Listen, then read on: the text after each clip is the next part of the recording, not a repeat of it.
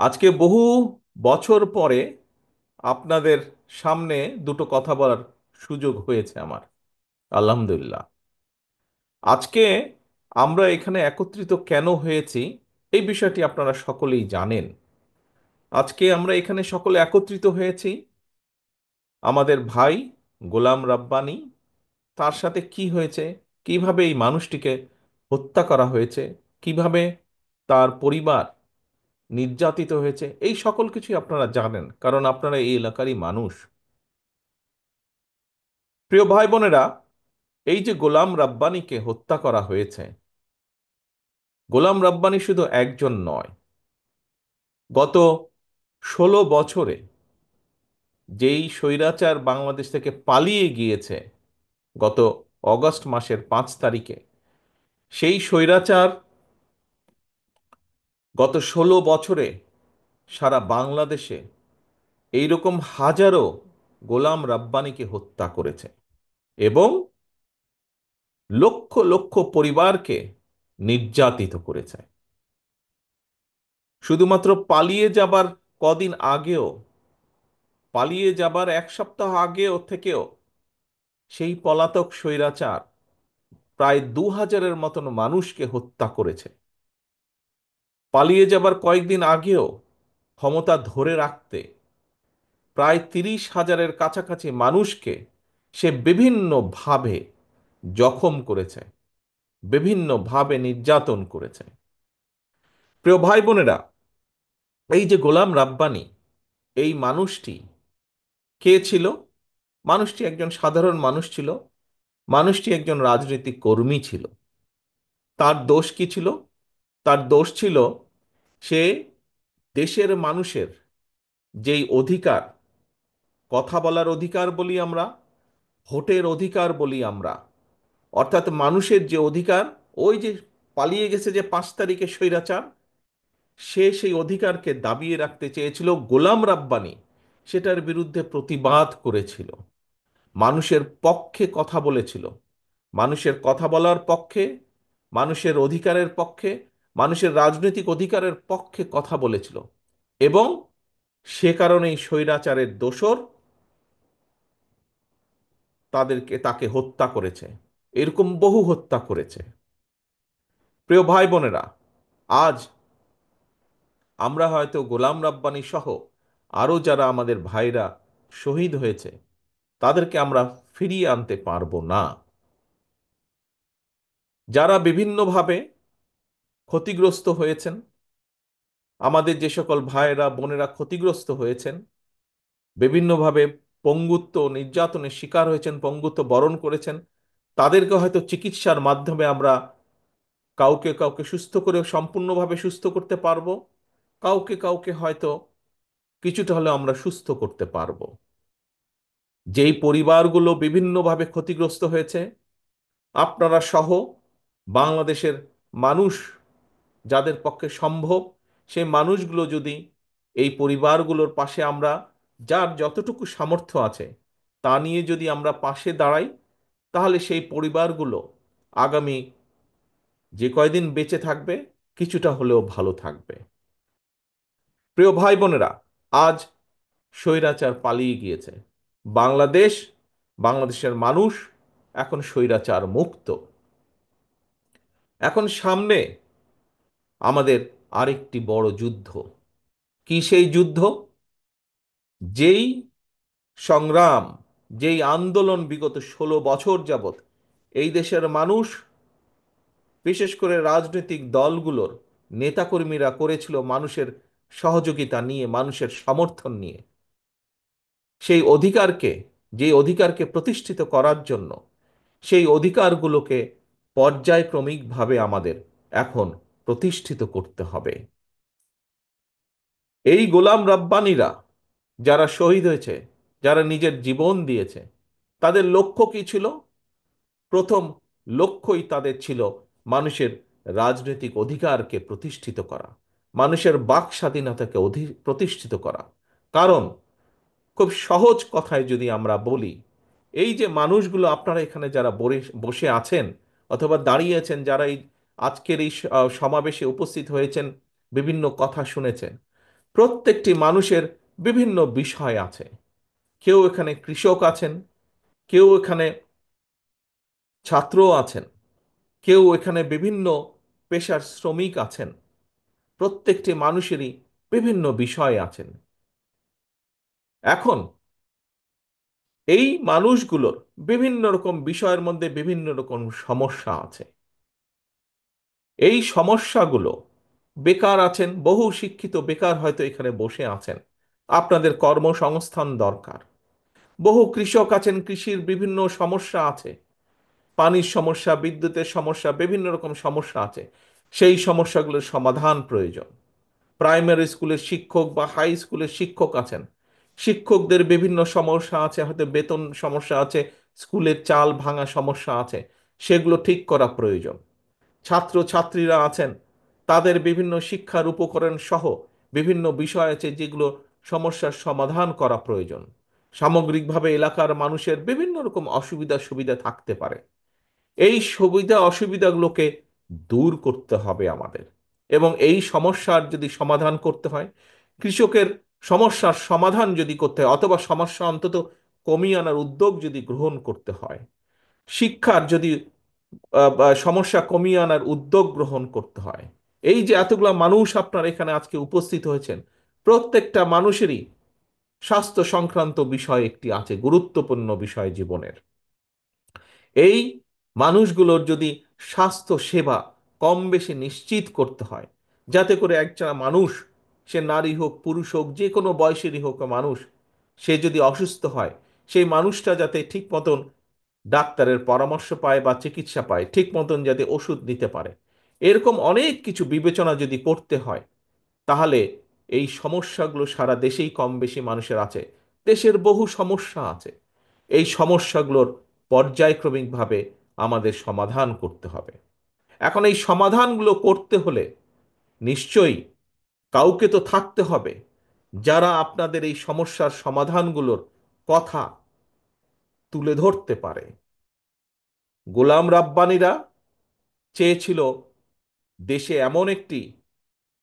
এমন একটি সিস্টেম দেশে থাকুক, এমন একটি ব্যবস্থা দেশে ধীরে ধীরে গড়ে উঠুক, যাতে করে আপনাদের সমস্যাগুলো, এলাকার মানুষের সমস্যা, সমগ্র দেশে গ্রামে গঞ্জে শহরে ছিটিয়ে থাকা হাজারো কোটি লক্ষ কোটি মানুষের যে সমস্যা, সেই সমস্যাগুলো নিয়ে যাতে কিছু মানুষ কথা বলতে পারে, এবং সরকার যাতে বাধ্য থাকে দেশের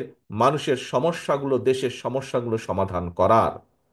মানুষ মানুষের কথা বলবে, সেই কথাগুলো যাতে ঠিকভাবে বলতে পারে, এবং সেই কথাগুলো যাতে যেখানে পৌঁছানো উচিত সেই পর্যন্ত পৌঁছাতে পারে। এই ব্যবস্থাটাই গোলাম রব্বানী সহ আরো হাজারো মানুষ যাদেরকে হত্যা করা হয়েছে, গোলাম রব্বানী সহ, গোলাম রব্বানীর পরিবার সহ আরো লক্ষ লক্ষ পরিবার যারা নির্যাতিত হয়েছে, সেই পরিবারগুলোর সদস্যগুলো, সেই পরিবারগুলো এই ব্যবস্থাটাই নিশ্চিত করতে চেয়েছিল, যাতে আমরা একটা দেশ গড়ে তুলতে পারি, যেই দেশে হয়তো মানুষের অভাব অভিযোগ কিছু দুঃখ কষ্ট থাকবে, কিন্তু সামগ্রিকভাবে সেই দেশের শিক্ষার্থীরা যাতে সঠিকভাবে শিক্ষা পায়। সামগ্রিকভাবে একটি দেশ গড়ে তোলা, যেই দেশের কৃষকরা, হয়তো সব সমস্যার সমাধান করা যাবে না, তারপরেও কৃষকরা যাতে সময় মতন বীজ সার পায়, একটি স্বাভাবিক মূল্যের মধ্যে যাতে বীজ সার পায়, যাতে কৃষকরা তাদের পণ্য দ্রব্য একটি স্বাভাবিক মূল্যে বিক্রয় করতে পারে, মানুষ যাতে তার স্বাস্থ্য সেবা স্বাভাবিকভাবে কম বেশি স্বাস্থ্য সেবা পেতে পারে, মানুষ রাস্তাঘাটে চলাচল করার সময় যাতে একটি স্বাভাবিক নিরাপত্তা থাকে সমগ্র দেশে, প্রতিটি গ্রামে অঞ্চলে জায়গায়। এইরকম একটি বাংলাদেশ আমরা গড়ে তুলতে চাই প্রিয় ভাই বোনেরা। গোলাম রাব্বানিরা তাই চেয়েছিল, সেই কথাগুলোই বলতে চেয়েছিল, কিন্তু সেদিনকার সেই স্বৈরাচার গোলাম রাব্বানিদের কথা বলতে দেয়নি, গোলাম রাব্বানিদের কথা শুনতে চায়নি। এ কারণেই তারা হাজার হাজার গোলাম রাব্বানিকে হত্যা করেছে। এ কারণেই তারা লক্ষ লক্ষ পরিবারকে নির্যাতিত করেছে। প্রিয় ভাই বোনেরা, আজ সময় এসেছে পরিবর্তিত হয়েছে অবস্থা। স্বৈরাচার এই দেশ থেকে বিদায় হয়ে গিয়েছে, পালিয়ে গিয়েছে। যদিও যদিও স্বৈরাচারের প্রেতাত্মারা, অনেক সহযোগীরা এখনো এই দেশের আনাচে কানাচে লুকিয়ে আছে। তারা বিভিন্ন ষড়যন্ত্রের চেষ্টা করছে। কিন্তু আমরা যদি, যারা আমরা আজ এখানে একত্রিত হয়েছি, আপনাদের মতন এরকম কোটি কোটি মানুষ যারা দেখতে চায় বাংলাদেশকে একটি স্বাভাবিক অবস্থার মধ্যে, যেখানে যেখানে একজন বেকার যুবক, শিক্ষিত হোক, অল্প শিক্ষিত হোক, অর্ধশিক্ষিত হোক, একজন বেকার যুবককে তার কর্মসংস্থানের জন্য বেশি বেগ পেতে হবে না, যেখানে শিক্ষার্থীকে তার শিক্ষার জন্য টেনশনে থাকতে হবে না, যেখানে রাতের বেলায় হোক, দিনের বেলায় হোক, মানুষ পথ দিয়ে হেঁটে যাবার সময় কম বেশি নিশ্চিন্তে নিরাপদে হেঁটে যেতে পারে। একটি স্বাভাবিক একজন মানুষ, সাধারণ মানুষ নিজের দেশ সম্পর্কে যা চিন্তা করে, যা কল্পনা করে, সেরকম একটি দেশ আমাদেরকে গড়ে তুলতে হবে। সেরকম একটি দেশ, আপনারা যদি সকলে একত্রিত থাকেন, আমরা যদি সকলে ঐক্যবদ্ধ থাকি, হ্যাঁ, দেশে বহু মানুষ আছে, বিভিন্ন জনের, বুদ্ধিজীবী সহ বিভিন্ন জ্ঞানী ব্যক্তিবর্গ আছেন, বিভিন্ন শ্রেণী পেশার মানুষ আছেন, বিভিন্ন জন মানুষের বিভিন্ন মতামত আছে। আমরা সেই মতামতগুলো আলোচনা করব, সকলে সকলের মতামত উপস্থাপন করবেন। কিন্তু দিন শেষে যেই মতামতের পক্ষে সবচাইতে বেশি সমর্থন থাকবে, সেই মতামতের ভিত্তিতেই আমরা দেশকে গড়ে তুলব, দেশকে সামনের দিকে এগিয়ে নিয়ে যাব। আমাদের বিভিন্ন দলের মধ্যে হোক, বিভিন্ন মানুষের মধ্যেই হোক, মত পার্থক্য থাকতে পারে, কিন্তু আমাদেরকে খেয়াল রাখতে হবে যাতে সেই মতপার্থক্য এমন কোনো পর্যায়ে না পৌঁছায় যেখানে দেশ ক্ষতিগ্রস্ত হবে, দেশের মানুষ ক্ষতিগ্রস্ত হবে, যেখানে দেশের সামনে এগিয়ে যাওয়া বাধাগ্রস্ত হবে, যেখানে দেশের মানুষের স্বাভাবিক যে চাওয়া, সেই চাওয়াগুলো বাধাগ্রস্ত হবে। এমন কোনো পরিস্থিতির উদ্ভব যাতে না হয়, এ ব্যাপারে আমাদেরকে সতর্ক থাকতে হবে, আমাদেরকে সচেতন থাকতে হবে। প্রিয় ভাই বোনেরা, আজ এখানে আমরা উপস্থিত হয়েছি গোলাম রাব্বানির পরিবারকে একটি বাসস্থান তৈরি করে দেওয়ার জন্য। গোলাম রাব্বানির পরিবারের পাশে দাঁড়িয়েছি। আমি আগেই বলেছি, আপনারা নিজেরাও জানেন, এই মুহূর্তে সারা বাংলাদেশে হাজারো গোলাম রাব্বানির পরিবারের মতন পরিবার আছে। আসুন, আমরা কি চাই আগামী দিনগুলোতে এইরকম আর কোনো গোলাম রাব্বানির জীবনে যা ঘটেছে এরকম কোনো ঘটনা ঘটুক? আমরা চাই না, আমি চাই না গোলাম রাব্বানির মতন কোনো, সে যেই দলেরই হোক না কেন, কোনো মানুষের ভাগ্য যাতে এইরকম না হয়, কোনো মানুষের ভাগ্য যেন গোলাম রাব্বানির মতন না হয়। আগামী দিনগুলোতে, বাংলাদেশের আগামী দিনগুলোতে আমরা আর গোলাম রাব্বানি এইরকম ভাগ্যবরণ করা মানুষ আমরা আর দেখতে চাই না। আমরা একটি স্বাভাবিক বাংলাদেশ চাই, আমরা একটি নিরাপদ বাংলাদেশ চাই, যেখানে মানুষ মানুষের পাশে দাঁড়াবে, মানুষ মানুষকে সহযোগিতা করবে, যেখানে মানুষের সমস্যার সমাধানের চেষ্টা করা হবে, যেখানে মানুষের, সাধারণ মানুষের অভাব অভিযোগ যেগুলো আছে সেগুলো সমাধানের উদ্যোগ গ্রহণ করবে সরকার। এইরকম একটি সরকার আমরা আগামী দিনের বাংলাদেশে গড়ে তুলতে চাই। প্রিয় ভাই বোনেরা, যদি আমাদের এরকম একটি সরকারকে গড়ে তুলতে হয়, যেই সরকার মানুষের বিপদে পাশে দাঁড়াবে, যেই সরকার দেশকে সামনে নিয়ে যাওয়ার জন্য কাজ করবে, তাহলে প্রিয় ভাই বোনেরা, বাংলাদেশের দলমত নির্বিশেষে প্রতিটি সাধারণ মানুষকে এগিয়ে আসতে হবে।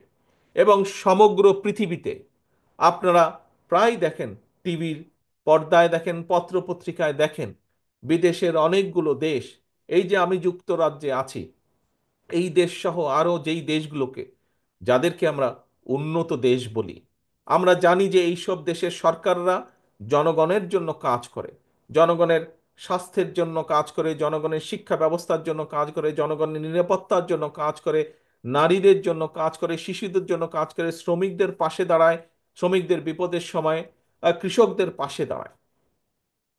এইসব দেশের সরকার একটি প্রক্রিয়ার মাধ্যমে তৈরি হয়। কি সেই প্রক্রিয়া?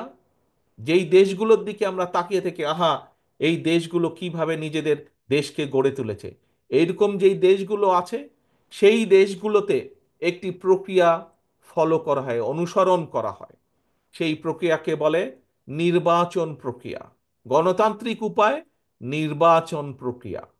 প্রিয় ভাই বোনেরা, বাংলাদেশে বাংলাদেশকে যদি আগামী দিনে নিয়ে যেতে হয়, তাহলে অবশ্যই বাংলাদেশকে গণতান্ত্রিক ব্যবস্থার মধ্যে ফিরিয়ে আনতে হবে।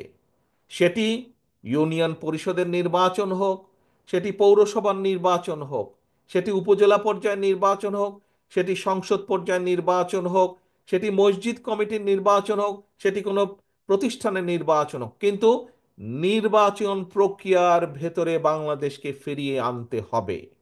নির্বাচন প্রক্রিয়ার মধ্যে যদি আমরা বাংলাদেশকে ফিরিয়ে আনতে পারি, এবং সেই যে কোনো মূল্যে সেই নির্বাচন প্রক্রিয়াকে আমাদের অব্যাহত রাখতে হবে বছরের পর বছর, যুগের পর যুগ, তাহলেই আমরা, এই যে আজকে আমার সামনে এতগুলো মানুষ, এই মানুষগুলোর মধ্যে থেকেই যোগ্য নেতৃত্ব বেরিয়ে আসবে, যোগ্য মানুষ বেরিয়ে আসবে।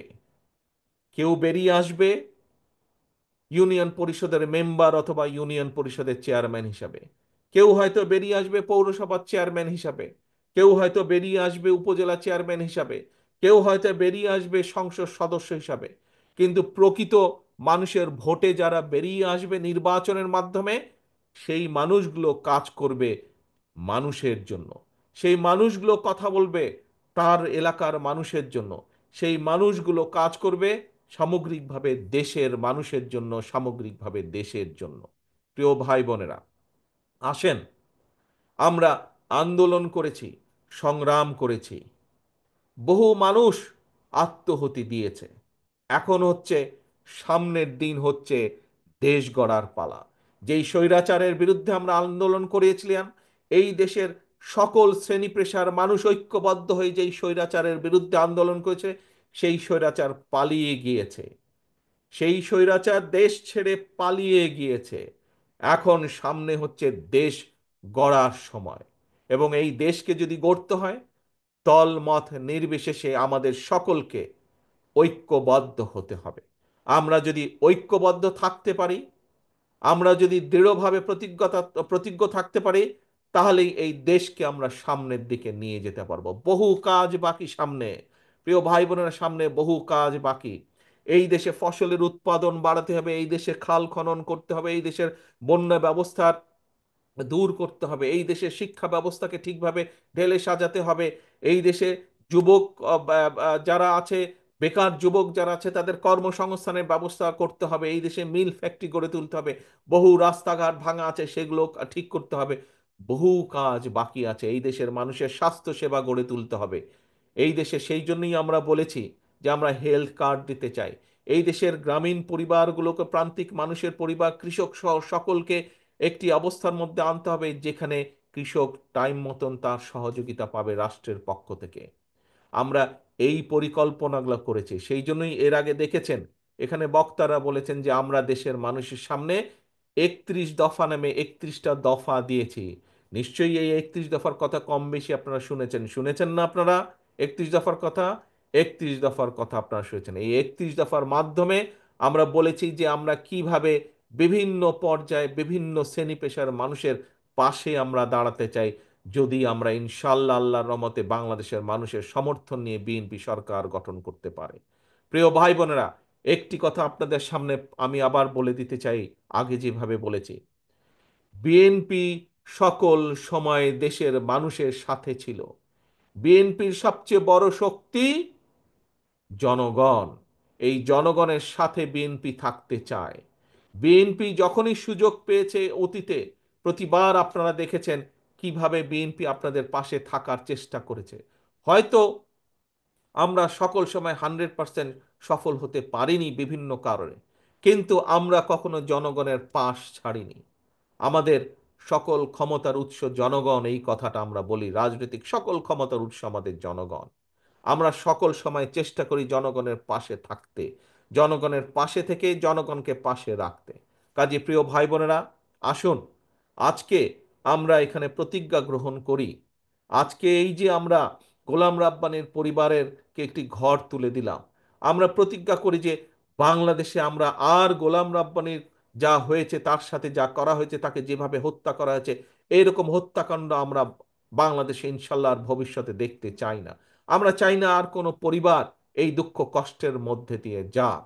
আমরা চাই বাংলাদেশকে সামনের দিকে এগিয়ে নেওয়ার যাওয়ার জন্য আজকের এই অনুষ্ঠানে, এই অনুষ্ঠানে আমরা প্রতিজ্ঞা গ্রহণ করি যে গোলাম রাব্বানি সহ, আমাদের এই গোলাম রাব্বানি সহ সারা বাংলাদেশে যে হাজারো গোলাম রাব্বানি যারা শহীদ হয়েছে, তারা যে কারণে শহীদ হয়েছে, যে কারণে নিজের জীবনটা তারা দিয়ে দিয়েছে, যেই কারণে, যেই দাবিকে প্রতিষ্ঠা করার জন্য, যেই দাবিকে প্রতিষ্ঠিত করার জন্য তারা জীবন দিয়েছে, সেই দাবিকে যাতে আমরা প্রতিষ্ঠিত করতে পারি, সেই শপথ আজকের এই অনুষ্ঠানে আমরা গ্রহণ করি।